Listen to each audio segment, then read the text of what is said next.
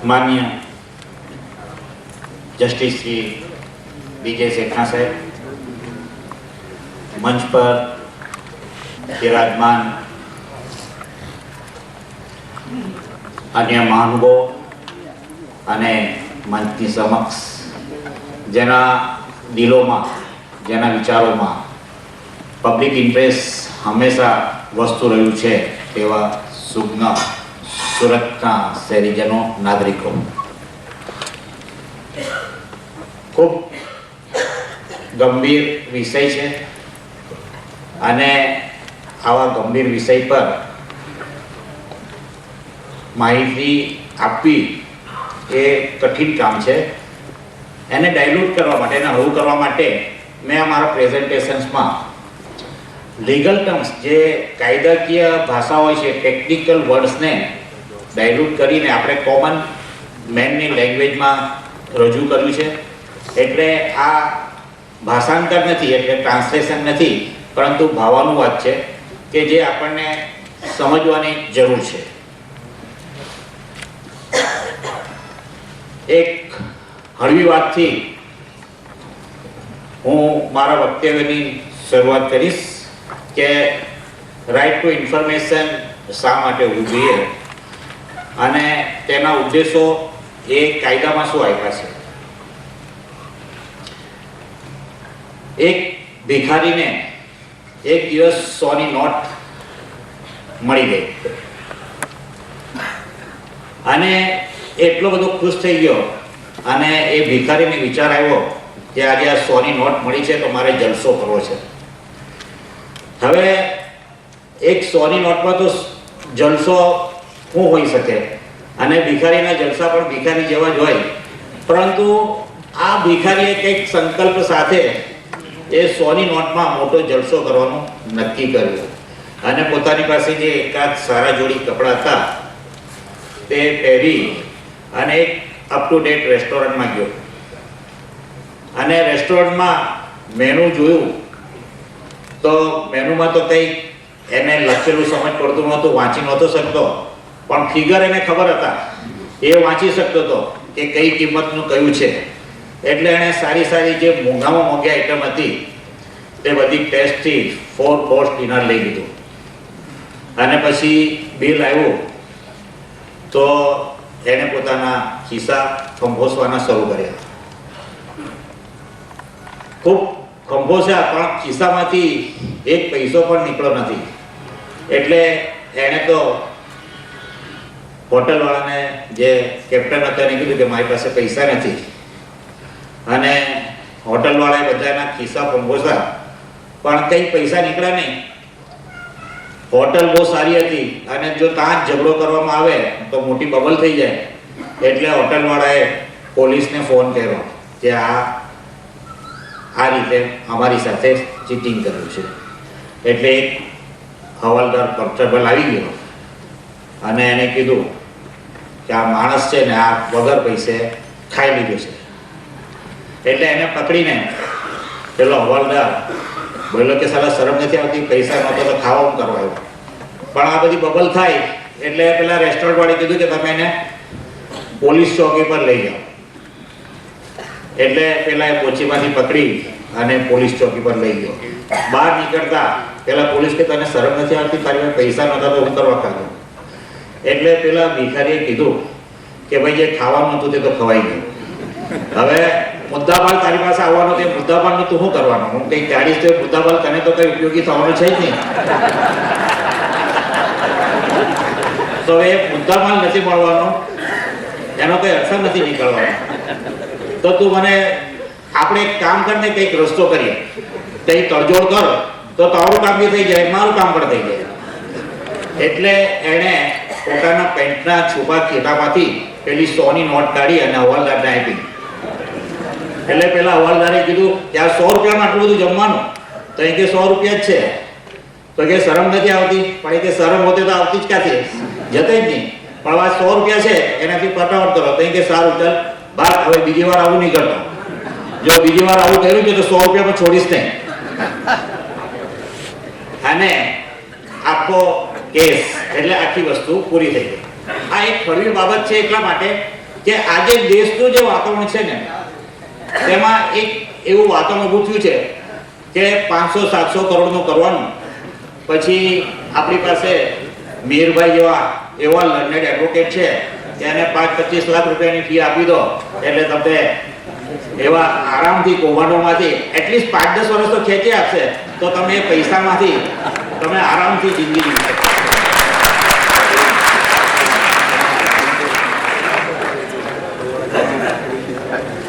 પરંતુ આ બધી વસ્તુઓના માટે આ જે પ્રશ્નો છે તે હમણાં આપની પાસે રાખો, વોલેન્ટિયર્સ આવીને આપની પાસે ઉભરાવી લે છે. આપ સ્ટેજ પર આવવાની તકલીફ ન લો, હમણાં જ વોલેન્ટિયર વક્તવ્ય પૂરું થશે એટલે પ્રશ્નો ઉભરાવી લે છે, પ્લીઝ. અને આ બધી જ વસ્તુઓના માટે કાયદામાં કંઈક જોગવાઈ હોવી જોઈએ અને એટલા માટે જ આરટીઆઈ રાઇટ ટુ ઇન્ફોર્મેશનનો આ કાયદો થયો. એ કાયદો આમ તો બંધારણમાં મૂળભૂત અધિકાર તરીકે અભિવ્યક્તિનો હક અને સ્પીચનો હક આપ્યો છે, પરંતુ માહિતી મેળવવાનો અધિકાર છે તે આ કાયદાથી આવ્યો છે. અને તેની ઐતિહાસિક પૂર્વ ભૂમિકા હું થોડી કહી પછી આપણે કાયદાઓ શું છે તેના પર ચર્ચા કરીએ. 1990માં પ્રધાનમંત્રી વીપી સિંઘે આરટીઆઈને વૈધાનિક યાને કાયદાનું સ્વરૂપ આપવા માટે ભાર મૂકી અને પાર્લામેન્ટમાં નિવેદન કર્યું. 1994માં મજદૂર કિસાન શક્તિ સંગઠને આના માટે મજબૂત ચળવળ કરી જેથી આ કાયદો કરવાની જરૂરિયાત ઊભી થઈ. 1996માં પ્રેસ કાઉન્સિલે નેશનલ ઇન્સ્ટિટ્યૂટ ઓફ રૂરલ ડેવલપમેન્ટને ફ્રીડમ ઓફ ઇન્ફોર્મેશન એક્ટ ને કાયદાનો એક ખરડો તૈયાર કર્યો. 1996માં ફ્રીડમ ઓફ ઇન્ફોર્મેશન એક્ટ 1997નું કાયદાની રૂપરેખા ઘડાઈ. 1997માં અરુણ શોરીની આગેવાની હેઠળ કાર્યકારી સમિતિએ ફ્રીડમ ઓફ ઇન્ફોર્મેશન બિલ 1997ની રૂપરેખા ઘડી. 1998માં પ્રધાનમંત્રી વાજપેયીએ તે અંગે કાયદો વહેલી તકે પસાર કરવામાં આવશે તેવી જાહેરાત કરી પાર્લામેન્ટમાં. 2002માં ફ્રીડમ ઓફ ઇન્ફોર્મેશન બિલ લોકસભામાં રજૂ કરવામાં આવેલું અને કેટલીક ચર્ચાઓ બાદ એને વિવાદોની સમિતિ સમક્ષ પુનઃનિરીક્ષણ માટે મોકલવામાં આવ્યું. 2002માં એનડીએ સરકારે ફ્રીડમ ઓફ ઇન્ફોર્મેશન એક્ટ કાયદો ઘડ્યો અને 2003માં એને મંજૂર પણ કર્યો, પણ એ ક્યારેય પણ અમલમાં આવ્યો નહીં. અને 2004માં યુપીએ સરકારે છેવટે રાઇટ ટુ ઇન્ફોર્મેશન નામનું કાયદો ઘડી બિલ રજૂ કર્યું જે લોકસભા સમક્ષ રજૂ થયું અને 2005માં પ્રેસિડેન્ટ અબ્દુલ કલામ આઝાદે 15મી જૂને તેને મંજૂરી આપી અને 12મી ઓક્ટોબર 2005થી આ કાયદો અમલમાં આવ્યો. આ કાયદો શું આપે છે કે આ કાયદાની જોગવાઈઓને આધીન રહીને ભારતના દરેક નાગરિકો માહિતી મેળવવાનો અધિકાર આપવામાં આવે છે આ કાયદાથી. અને આ અધિકાર ભારતના નાગરિકોને બક્ષાયેલો છે. બિન નાગરિકો એટલે નોન સિટીઝન્સ છે, જે ભારતીય નોન સિટીઝન છે તેને આ અધિકાર અપાયો નથી. અને આ અધિકાર આ રાઇટ છે તે એબ્સોલ્યુટ નથી, એટલે તેની જે હક છે તે કાયદાની જોગવાઈઓની સીમામાં એની મર્યાદામાં જ તેનો ઉપયોગ કરી શકે છે. આ કાયદાના ઉદ્દેશો શું છે તે જાહેર સત્તાઓના અંકુશ હેઠળ રહેલી માહિતી નાગરિકો માટે ઉપલબ્ધ બની રહે અને તે વ્યવહારમાં આવે તેવી વ્યવસ્થા કરવી. દરેક સત્તાતંત્ર પબ્લિક ઓથોરિટી ની કામગીરીમાં પારદર્શકતા ટ્રાન્સપરન્સી આવે અને જવાબદારીતામાં વધારો થાય, એકાઉન્ટેબિલિટી આન્સરેબલ આવે તેવી જોગવાઈ કરવાનો હતો. માહિતીની પારદર્શકતા અને માહિતીની સમૃદ્ધ નાગરિકો હોય તો લોકતાંત્રિક પ્રજાસત્તાક મજબૂત બને. To strengthen the democracy by inform citizen. અને આ કાયદાથી ભ્રષ્ટાચારને કાબૂમાં રાખવાનો એક ઉદ્દેશ રહ્યો છે. હવે પબ્લિક ઓથોરિટીને સત્તાતંત્રની માહિતી પૂરી પાડવાની શું ફરજો છે કાયદા પ્રમાણે. મેં કલમોનો કઈ કલમ છે કે એના શું એક્ઝેક્ટ વર્ડ છે કાયદામાં કે નથી મૂક્યા, પણ જે સામાન્ય માણસ સમજી શકે તેવી લેંગ્વેજમાં રજૂઆત કરી છે. દરેક જાહેર સત્તાતંત્રને સ્વયં જનતાને બની શકે તેટલી માહિતી પૂરવા પાડવાની છે. પ્રજા પબ્લિક ઓથોરિટી પાસે જાય અને માહિતી માંગે એને બદલે પબ્લિક ઓથોરિટી જાહેર સત્તાતંત્ર જાતે જ પબ્લિકને એટલી માહિતી પૂરી પાડે કે પબ્લિકે આ કાયદાનો ઉપયોગ કરવાની જરૂર ન પડે. અને એ માટે શક્ય એટલા સાધનોનો ઉપયોગ કરવો જોઈએ. ઇન્ટરનેટ છે, મીડિયા છે, ઇલેક્ટ્રોનિક મીડિયા છે, એવા તમામ. આજનો આ એક પરિસંવાદ બી એનો જ એક ભાગ છે એમ સમજીને ચાલે કે આવા પરિસંવાદો યોજીને પણ અવેરનેસ લોકોની ઊભી કરવી જોઈએ. અને દરેક સત્તાતંત્ર, દરેક પબ્લિક ઓથોરિટીએ પોતાના ડિપાર્ટમેન્ટનું મેન્યુઅલ પ્રસિદ્ધ કરવું એ મેન્ડેટરી બનાવ્યું. એ મેન્યુઅલમાં, એ પુસ્તિકામાં શું હોઈ શકે કે જે તે ડિપાર્ટમેન્ટની એક પુસ્તિકા હોય તેમાં એની પોતાની રચના અને કામગીરીની ફરજો, તેના અધિકારીઓ અને કર્મચારીઓની સત્તાઓ અને ફરજો, પોતાની કામગીરી કરવા માટે પોતે ઠરાવેલા ધોરણો, માહિતી મેળવવા માટે નાગરિકોને અપાતી સગવડતાની વિગતો અને જાહેર માહિતી અધિકારીઓના નામ, સરનામા અને અન્ય વિગતો. આ દરેક પબ્લિક ઓથોરિટી, દરેક ડિપાર્ટમેન્ટે પોતાની પુસ્તિકામાં આટલી માહિતી સાથેની પ્રસિદ્ધ કરવાનું કાયદામાં આદેશ આપવામાં આવ્યો છે. હવે કોની પાસેથી માહિતી માંગી શકાય? Public authority. પબ્લિક ઓથોરિટીની ડેફિનેશન કાયદામાં શું છે કે બંધારણ વડે કે બંધારણ હેઠળ સંસદે ઘડેલા કોઈ કાયદા વડે કે તેના હેઠળ, રાજ્ય વિધાનતંત્રે ઘડેલા કોઈ કાયદા વડે કે તેના હેઠળ, યોગ્ય સરકારે આપેલા કોઈ આદેશ કે બહાર પાડેલા જાહેરનામા વડે કે ઉપરોક્ત જોગવાઈઓ વડે કે એના હેઠળ સ્થપાયેલું રચાયેલું કોઈ તંત્ર, મંડળ, સ્વશાસન ધરાવતી સંસ્થા ઉપરાંત સરકાર જે માટે પ્રત્યક્ષ કે પરોક્ષ રીતે ભંડોળ પૂરું પાડ્યા હોય તેવી તમામ સંસ્થાઓનો આ કાયદા હેઠળ સમાવેશ થઈ જાય છે. સરકારની માલિકી ધરાવતી, અંકુશ ધરાવતી અને મહદ અંશે નાણાકીય સહાય મેળવવાની દરેક સંસ્થાનો આમાં સમાવેશ થઈ જાય છે. અને નાણાકીય સરકારના મહદ અંશે નાણાકીય સહાય ધરાવતી બિન સરકારી સંગઠનો, એનજીઓનો પણ આમાં સમાવેશ થઈ જાય છે. હવે આ માહિતી કેવી રીતે મેળવી શકાય?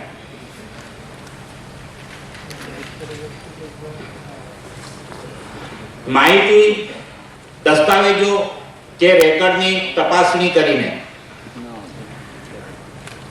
દસ્તાવેજો કે રેકર્ડની પ્રમાણિત નકલો, નોંધો કે તારવણી મેળવીને, વસ્તુઓના પ્રમાણિત નમૂના, ડિસ્કેટ, ફ્લોપી, ટેપ, વિડીયો કે અન્ય ઇલેક્ટ્રોનિક સ્વરૂપના રેકર્ડ. એટલે માહિતી મેળવવી એટલે કોપી મેળવવી એવું નથી થતું, પણ દસ્તાવેજ અને રેકર્ડની તપાસણી કરવા માટે તમે જે તે ડિપાર્ટમેન્ટમાં જઈ તેની તપાસણી કરવાના માટે માંગણી પણ કરી શકો છો. એ ત્યાં જઈ એ ડિપાર્ટમેન્ટની એ ફરજ છે કે તમે એ રેકર્ડ તપાસવા માટે યોગ્ય વ્યવસ્થા કરી આપે.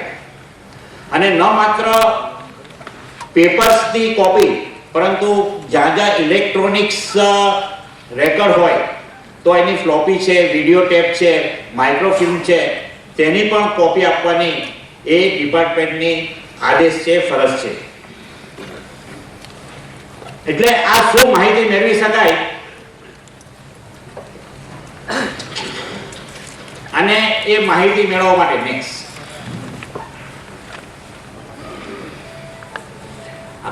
નેક્સ્ટ સ્લાઇડ છે.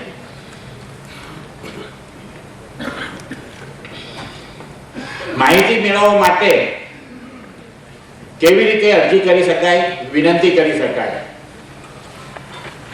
અંગ્રેજી કે હિન્દી અથવા તો જે વિસ્તારમાં જે સત્તાવાર ભાષા તરીકે ઉપયોગ થતો હોય તે ભાષામાં નિર્ધારિત કરેલી ફી સાથે લેખિત અથવા ઇલેક્ટ્રોનિક માધ્યમ વડે અરજી કરવાની હોય છે અને ગરીબી રેખા નીચેના દરજ્જો ધરાવતી વ્યક્તિને નિર્ધારિત કરેલી ફી માટે માફી આપવામાં આવી છે.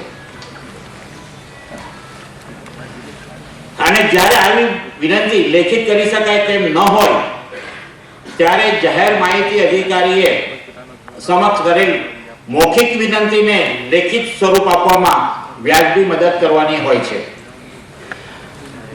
માહિતી મેળવવા માટે વિનંતી કરનાર અરજદારે તે માહિતી મેળવવા માટેના કારણો આપવાની જરૂર નથી કે પોતાની અંગત માહિતી આપવાની પણ જરૂર નથી. જે માહિતી તમે મેળવવા માંગો છો તે શા માટે મેળવવા માંગો છો, તેનો શું ઉપયોગ કરવાનો છે તે કારણો દર્શાવવાની જરૂર નથી અને પોતાની અંગત માહિતી આપવાની પણ એમને જરૂર નથી. આખી આ પ્રોસેસ તમે જો તો એને ચાર્ટમાં બતાવ્યું છે કે શું ઇસ્યુઝ છે તેને અરજીમાં ડ્રાફ્ટ કરો, પેમેન્ટની ફી ભરો અને ઓફિસમાં માહિતી અધિકારીને આપો અને ત્યાર પછી એના જવાબનો વેઇટ કરો. એ જવાબ કાં તો હામાં આવશે ક્યાં તો નામાં આવશે. હવે માહિતી અધિકારી માટે જ્યાં ફીની વાત થઈ તેમાં ફી શું હોય છે? તો માહિતી મેળવવા માટેની વિનંતી કરતી અરજીને 20 રૂપિયાની ફીસ હોય છે. જે પેપરની તમે કોપી માંગતા હોય તે A4 કે A3 પેપર હોય તો પ્રત્યેક પેપરના 2 રૂપિયાની કોપી તરીકે એમને મળવાનો હોય છે.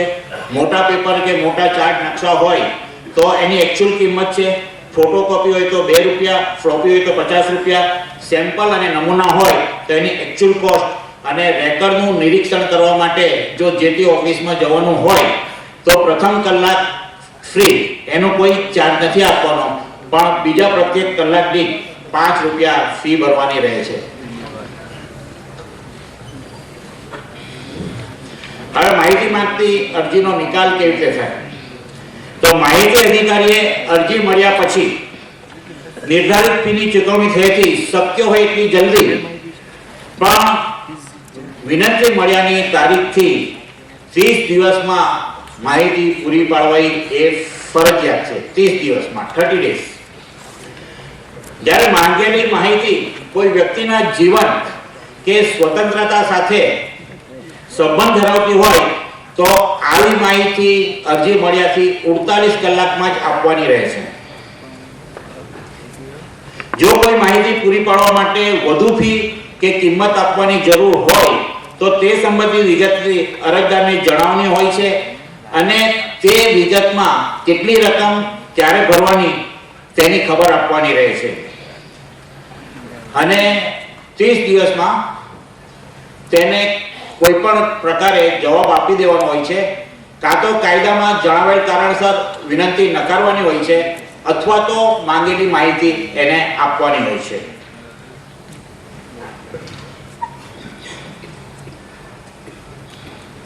માહિતી અધિકાર હેઠળ જે કોઈ માહિતી અધિકારીએ જે નકલ આપી હોય, જે હુકમ કર્યો હોય તેને કોર્ટનું જ્યુરિસ્ડિક્શન નથી, એટલે કોર્ટમાં એને પડકારી શકાતું નથી.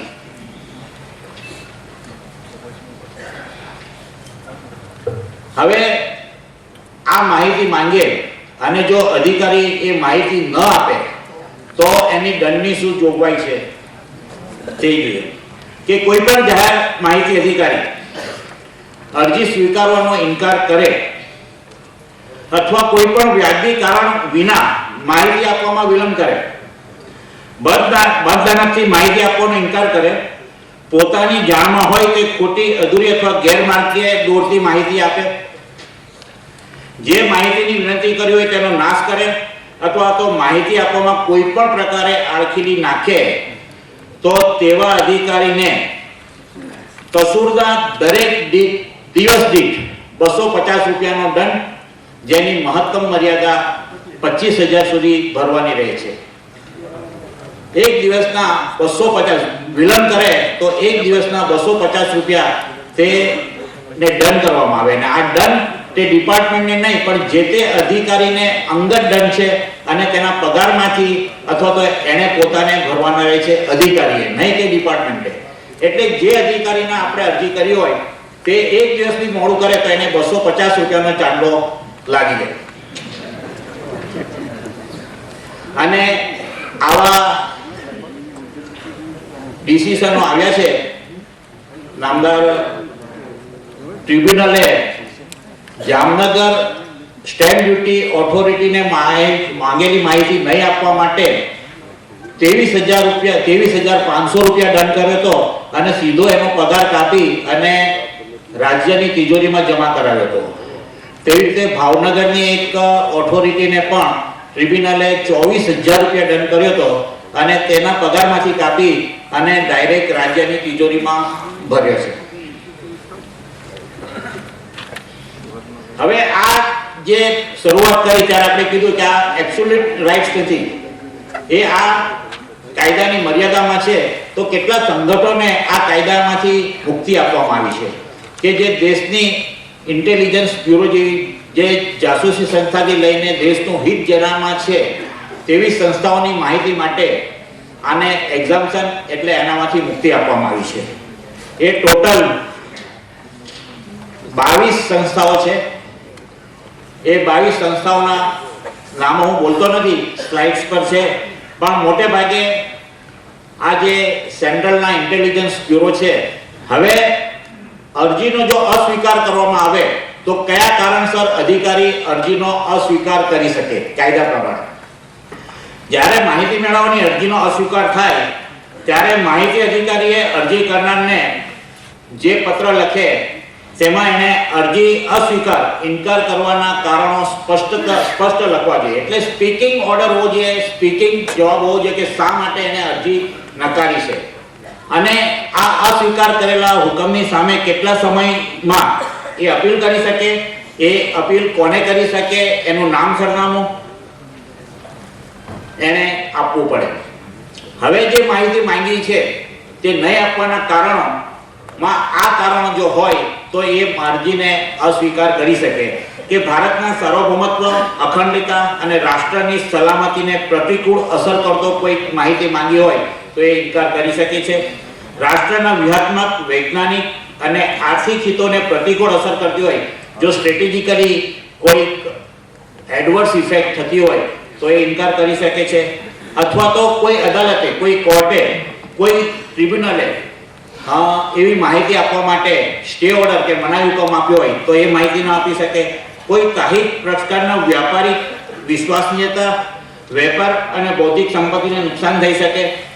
અથવા વિદેશી રાષ્ટ્રો સાથેના સંબંધોને પ્રતિકૂળ અસર થતી હોય, વિદેશી સરકારને વિશ્વાસમાં લઈને મેળવેલી માહિતી હોય, અથવા માહિતીના સ્ત્રોતને જો ઓળખાણ થઈ જાય તો એના શારીરિક અથવા જીવનનું જોખમમાં મુકાય, ગુનેગારની તપાસ કરવામાં અટકાયત અથવા કંઈ રૂકાવટ થાય તેવી માહિતી હોય, અને સંસદની કમિટીઓમાં જેનો ડિસિઝન હજુ સુધી લેવાય નહીં હોય તેવી કેબિનેટની ચર્ચા.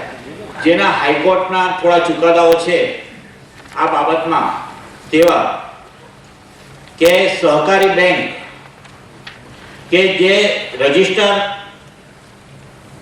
કે આર્થિક રીતે મોટી સંખ્યામાં નાણાકીય મદદ કરવામાં આવતી હોય તેને જાહેર સત્તા કહેવાય.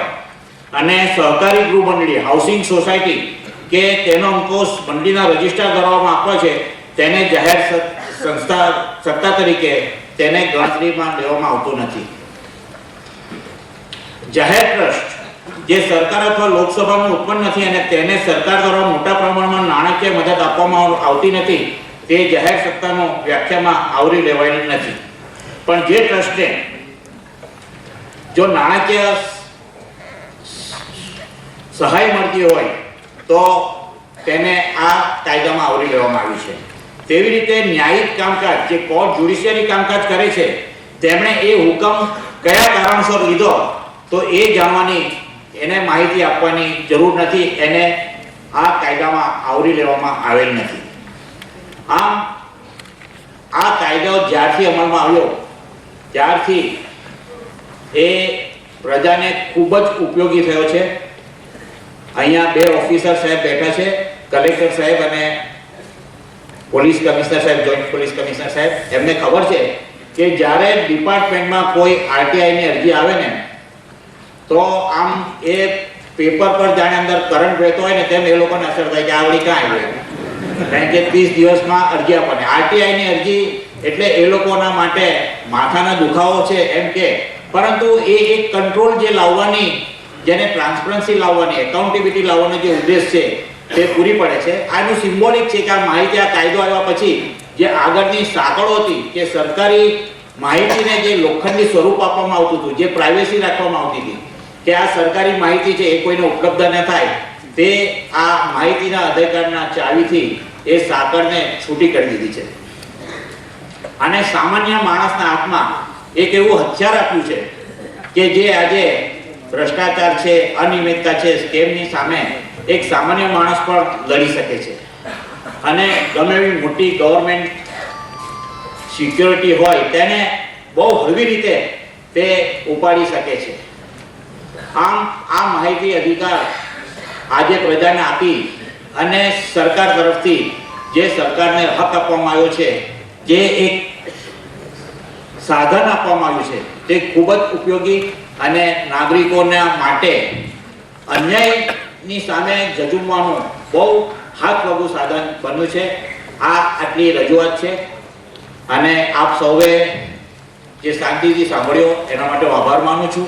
અને જે કંઈ પ્રશ્નો હોય તે આપણે વોલેન્ટિયર્સ ભેગા કરીએ પછી એક સાથે અહીંથી નિષ્ણાતો તેના જવાબ આપશે. Thank you very much.